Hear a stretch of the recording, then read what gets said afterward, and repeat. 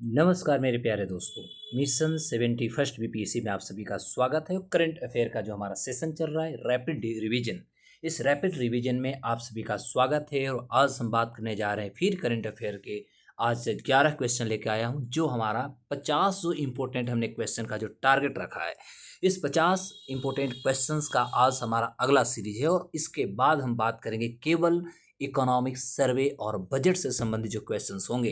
इस एपिसोड के बाद जो हम क्वेश्चन लाएंगे केवल भारत का इकोनॉमिक सर्वे और बजट, साथ ही साथ उसमें हमारा बिहार का इकोनॉमिक सर्वे और बजट से भी संबंधित क्वेश्चन रहेंगे, जो कंप्लीटली डेटा एनालिसिस रहेगा, डेटा के आधार पर रहेंगे। तो बिना देर किए हुए आज का हम सेशन शुरू करेंगे करंट अफेयर्स। और इस करंट अफेयर्स में हम रैपिड रिवीजन लेके आए हैं, जिसमें हमारा आपके लिए स्लोगन है और हमारा टैग लेने, क्या आप तैयार हैं। तो इस क्या आप तैयार हैं कि मिशन 71 बीपीएससी में आज का जो हमारा क्वेश्चन होने जा रहा है, इस क्वेश्चन में आज हम 11 तक हमने लास्ट क्लास में किया था, आज हम 12वें नंबर के क्वेश्चन से देखेंगे। तो आज का पहला हमारा क्वेश्चन है कि दुनिया का सबसे ऊंचे रेल ब्रिज या रेलवे पुल का उद्घाटन जम्मू कश्मीर में जो किया गया है, यह किस जिले में हुआ है। आप सभी को पता होनी ही चाहिए कि इस ब्रिज का नाम जो है चिनाब नदी, तो नाम सुने ही होंगे। तो चिनाब, या कहीं आप चेनाब भी कह सकते हैं, तो चिनाब ब्रिज जो है, इस चिनाब ब्रिज जो पुल है जम्मू कश्मीर के रियासी, याद रखिएगा, एक रियासी जो है, एक रियासी जिला है। और रियासी जिला में चिनाब नदी पर एक पुल बनाई गई है, जिसकी ऊंचाई की यदि बात किया जाए तो जिसकी ऊंचाई लगभग 359 मीटर, 359 मीटर इसकी ऊंचाई है। यानी 1178, 1178 जो है फीट जो है इसकी पूर्ण रूप से ऊंचाई होती है। और यह जो होती है, तो इस तरह से हम कहेंगे कि इसकी ऊंचाई, मोटा मोटी हम ऊंचाई नदी की बात कर रहे हैं, तो ऊंचाई ये जो रहेगा ये भी याद रखिएगा, 359 मीटर जो होगा ये तल से होगा। तल का मतलब होता है कि जो प्लिंथ होगा, प्लिंथ से होगा। और ये लगभग जो होगा 1178 फीट होगा। वहीं केवल हम कुल लंबाई की बात करें तो इस तरह से हम कुल लंबाई यदि जोड़ दें तो हम ओवरऑल पुल और प्लिंथ दोनों को यदि आप जोड़िएगा 1315 मीटर हो जाएगा। और इस तरह के आर्च जो है स्पैम, उसमें 467 मीटर हैं। यानी इसका आंसर जो हो जाएगा वो रियासी हो जाएगा। तो रियासी जो है, ये रियासी जिला में आपका पुल जो है बना है चिनाब नदी पर। दूसरा क्वेश्चन है चिनाब पुल के मुख्य आर्च का स्पैम। देखिए अभी हम बात करें 467, 467 मीटर जो होगा, यह इसका मुख्य आर्च स्पैन है। और यह जो है उधमपुर, ध्यान देंगे, आपका जो उधमपुर जो है, ये उधमपुर से सब ले करके यदि देखेंगे तो उधमपुर, आपका श्रीनगर, तीन जगह जगह के नाम रखिएगा। और उसके बाद एक जगह आपका बारामूला आएगा।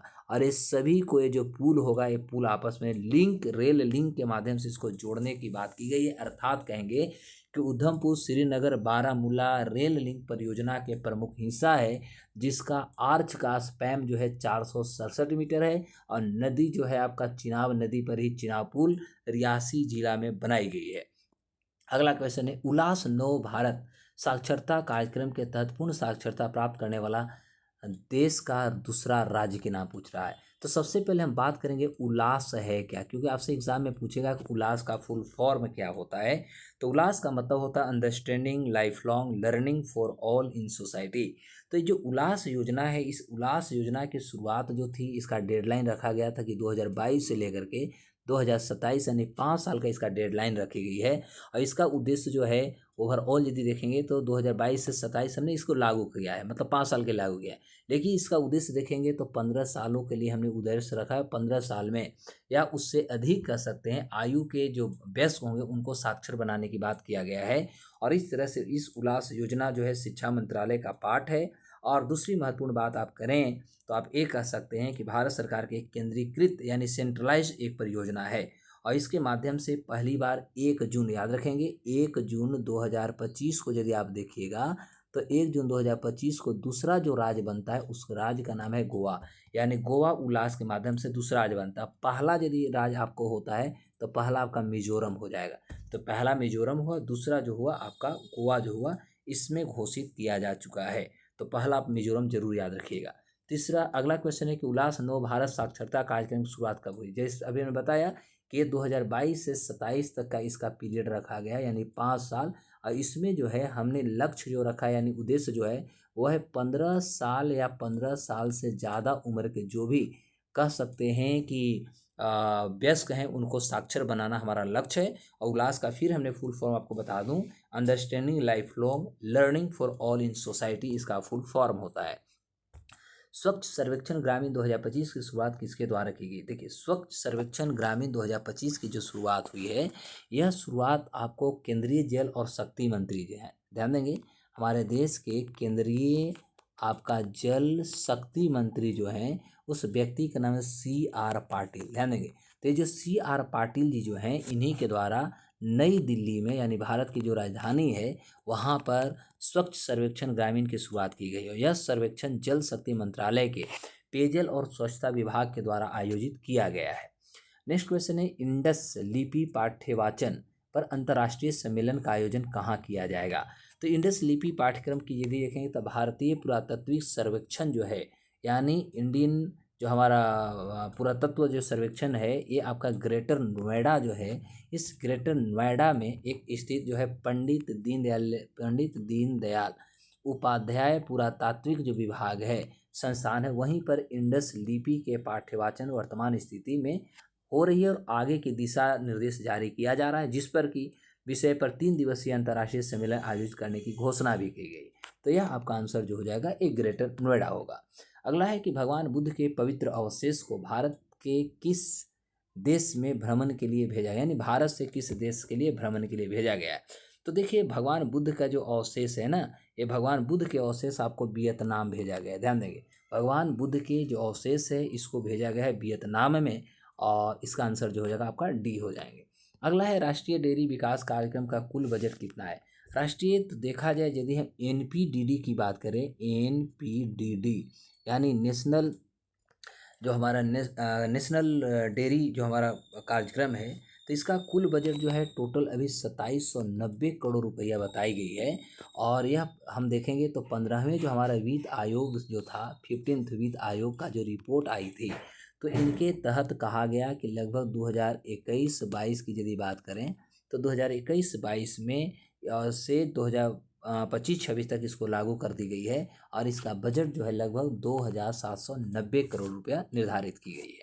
अगला है कि राष्ट्रीय डेयरी विकास कार्यक्रम के तहत कितनी नई डेयरी सहकारी समितियों की स्थापना की जाएगी? तो योजना के तहत देखिएगा तो अभी कहा जा रहा है कि लगभग 10,000 जो होगा, वो 10,000 नई डेयरी सहकारिता समिति की स्थापना की जाएगी। और इसके अतिरिक्त देखिएगा तो लगभग इससे 3 पॉइंट हम कह सकते हैं कि 3.2 लगभग लाख रोजगार जो होगा, इसे लाख रोजगार यानी एम्प्लॉयमेंट जो होगा, एम्प्लॉयमेंट इससे जनरेट होगा, या एम्प्लॉयमेंट के अवसर जो होंगे, ये अवसर कहीं ना कहीं इससे निकलेंगे। तो यह एक बहुत इंपॉर्टेंट हो सकता है, रोजगार के लिए भी, ग्रामीण क्षेत्रों का विकास के लिए भी हो सकता है। नेक्स्ट क्वेश्चन आपका आज का है कि उत्तर भारत की पहली परमाणु परियोजना को कहाँ रेखांकित किया गया, यानी उत्तर भारत की बात करें तो पहली परमाणु परियोजना कहाँ पर बनेगा, बस क्वेश्चन ये है। तो इसका आंसर जो हो जाएगा आपका गोरखपुर हो जाएगा। क्या हो जाएगा? गोरखपुर। गोरखपुर आप उत्तर प्रदेश नहीं समझिएगा, ये गोरखपुर आपका हरियाणा में है, वहीं की बात हो रही है।